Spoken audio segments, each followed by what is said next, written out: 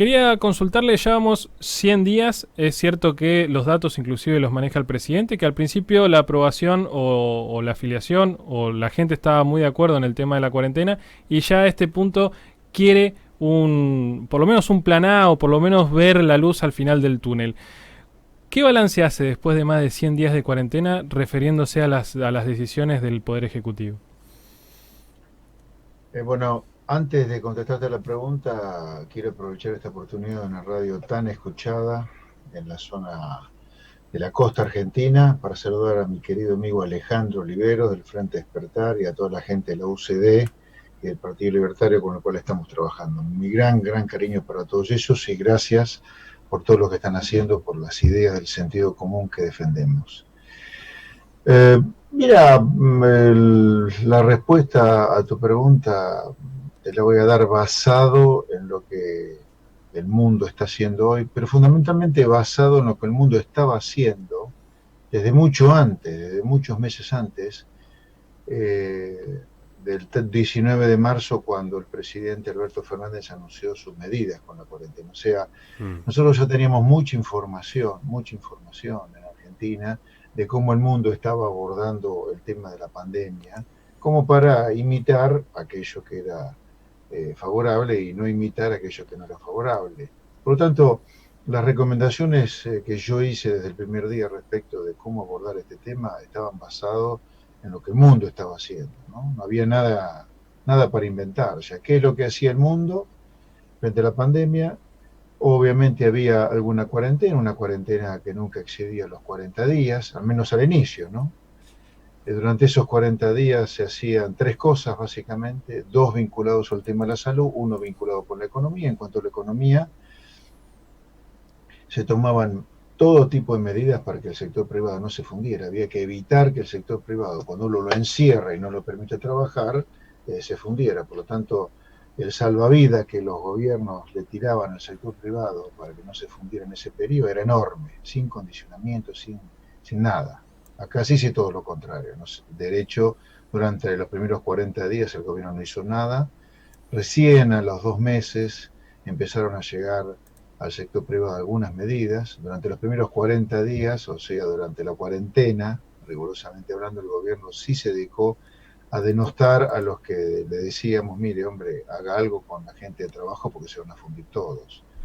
Luego, respecto a las dos medidas sanitarias, lo que se hacía durante la cuarentena era poner a tono al sistema de salud para que cuando uno abriera, si tenía alguna explosión de contagios, el sistema de salud pudiera aguantar. Hoy nosotros, después de más de 100 días de cuarentena, nos dicen en el AMBA, tenemos que volver a fase 1 para evitar que el sistema colapse. Digo, ¿qué se hizo?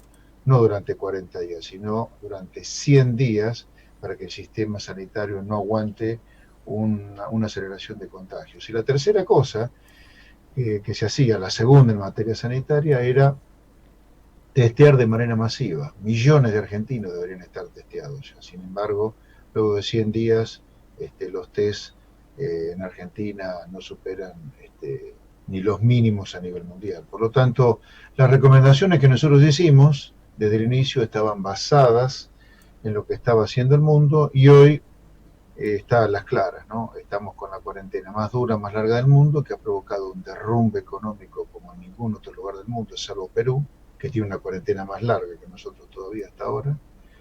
Y no testeamos a nadie y estamos asistiendo a problemas serios con el sistema de salud por los dichos de los propios actores, digamos, ¿no? El gobernador de la provincia, el ministro de Salud. Ahora, José Luis, desde el gobierno siempre plantean, por lo menos lo que uno escucha es que es la dicotomía esta, o los que no están a favor de la cuarentena quieren la muerte y los que sí están a favor de la vida. Y en base a eso se han recibido, no diría ataques, porque quizá la palabra no es la adecuada, pero se han recibido críticas acerca de estos anti-cuarentena y los que están a favor de la cuarentena. ¿Qué posición hace acerca de, políticamente, acerca de esta división? Más que políticamente, de nuevo, acá, en mi caso, la especulación política es cero, cero.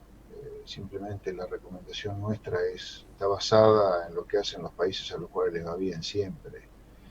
Pero bueno, primero, es falsa la dicotomía entre salud y economía. Son las dos cosas juntas.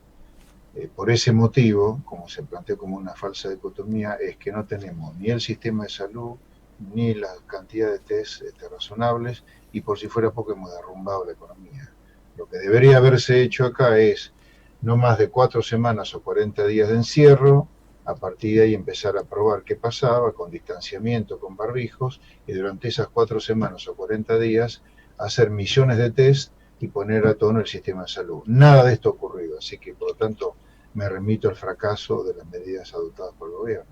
Obviamente usted destruye la economía porque encerró a toda la población, va a tener seguramente pocos casos de muerte, afortunadamente. Eso hay que reconocerse al gobierno, pero a un costo, yo creo que en términos económicos y las consecuencias sobre la salud que eso va a tener, fenomenal.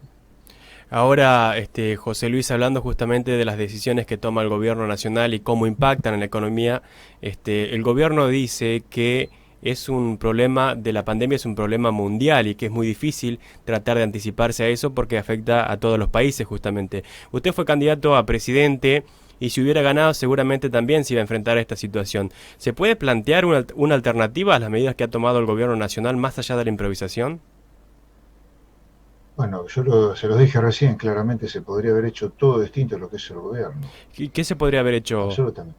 Bueno, lo que yo le planteé antes, hacer una cuarentena inicial de 4 semanas o 40 días, no más de eso, después de ese periodo empezar a probar, que es lo que pasaba, como han hecho casi todos los países civilizados, si tenía usted un rebrote de los contagios, volvía a cerrar, pero además otra cosa. ¿Y por qué esto? ¿Por qué esto? Esto es elemental lo que le voy a comentar, elemental el sentido común, y me da en algún lugar vergüenza hablar de estas cosas porque son tan básicas. Si usted encierra a la gente y no la deja trabajar, a la larga la gente se va a fundir. El comerciante deja de vender, el industrial deja de producir, el autónomo, el monotributista dejan de facturar. A la larga, si el encierro es muy prolongado, la gente se funde.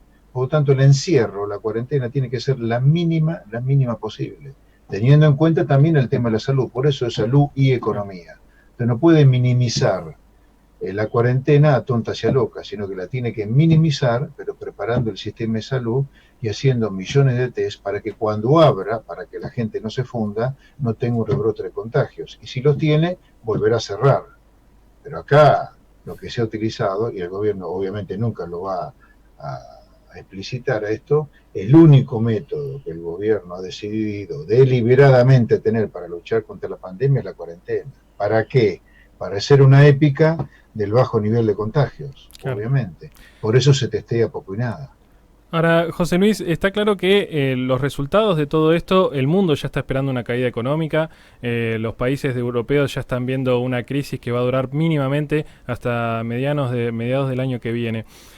Hay economistas que dicen que bueno, que recién vamos a empezar a ver, hay efectos que todavía no. Por ejemplo, el aumento del dólar es algo que vamos a ver recién o en futuro. ¿Qué es lo que se puede esperar de esta retracción económica hacia el futuro, digamos? Porque si el presente no es nada bueno, el futuro parece aún peor. Sí, en algún lugar usted ha respondido su pregunta con el final. A ver, Argentina, fruto de esta cuarentena poco civilizada que ha hecho, no solo en lo dura, sino en la duración, va a tener este año, si no la peor caída del mundo, de las más grandes caídas del mundo. Va a estar en el podio seguramente.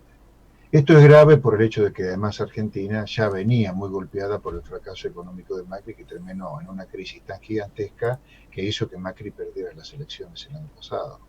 Así que Argentina en primer lugar va o a la caída más grande o a la caída o de las más grandes caídas que van a tener las economías en el mundo. Lo que sí seguro, con un 14-15% de caída que va a tener la economía este año, vamos a tener la caída más grande de toda nuestra historia. La duda es si a nivel mundial habrá algún país que caiga más que nosotros, pero sin duda con respecto a nosotros mismos y mirado hacia atrás históricamente, Argentina va a tener la caída más grande de la historia.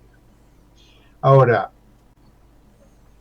además de esta caída, que ya es grave por el hecho que veníamos mal, vamos a tener una secuela en términos de aumento de la pobreza muy importante y del desempleo también. Argentina el año que viene va a estar con niveles de pobreza, sin mentiras, ¿no? Porque no sé qué va a ser el INDEC ahí, niveles de pobreza cercanos al 60%. Sobre finales de este año vamos a empezar a tener serios problemas con el nivel de reservas y también para estabilizar el valor del dólar. Y el año que viene Argentina va a tener una aceleración muy importante en la tasa de inflación. Yo no descartaría que en 2021 la inflación se acerque a los 3 dígitos o esté cerca de los 3 dígitos, cosa que no pasaba en Argentina desde principios de 1980. O sea, va a haber que retroceder 40 años para encontrar los niveles de inflación que vamos a tener el año que viene, fruto del tsunami de emisión de pesos que el Banco Central está haciendo para financiar el mega déficit fiscal producto del derrumbe en la recaudación, fruto del encierro y la explosión del gasto público. Así que Argentina, olvidémonos de cuándo comienza la recuperación acá después de la pandemia. Argentina ha entrado en parte fruto de esta cuarentena, por eso siempre dije yo que había que equilibrar economía y salud. Estamos ingresando a una situación de una enorme turbulencia de índole financiera, todavía no ocurre, pero va a ocurrir, y de índole económico y social. La luz que yo veo, si es que hay alguna luz, es que el año que viene hay elecciones legislativas, nosotros vamos a participar nuevamente, y veo que ahí la gente va a poder optar ya sin la histeria de una elección presidencial, sin la polarización, por algo mucho más razonable que lo que le va a proponer un kirchnerismo fracasado económicamente y un Cambiemos también. Digamos, nosotros vamos a seguir insistiendo que el camino de la recuperación argentina pasa por otro lado. Afortunadamente ese lado, que acá nunca lo aplicamos, es el lado del sentido común de los países a los cuales les va bien. ¿Qué hacen esos países? Comercian con el mundo, tienen un Estado de un tamaño razonable para recaudar bajos impuestos y que la gente disfrute el fruto de su trabajo, y leyes laborales que promuevan la creación de empleo en blanco en lugar de las nuestras, que han provocado que 6 millones de compatriotas nuestros trabajen en negro, sin ninguna justicia social. El camino es por ahí y vamos a seguir insistiendo. Esa es la luz que veo yo hacia adelante dentro de esta negrura socioeconómica que le planteo. José Luis, le agradecemos este contacto con CNN Radio en la costa atlántica, así que nos dejó la noticia de que va a ser candidato para el año que viene. Exactamente, vamos a estar compitiendo por una banca en la provincia de Buenos Aires dentro del Congreso Nacional.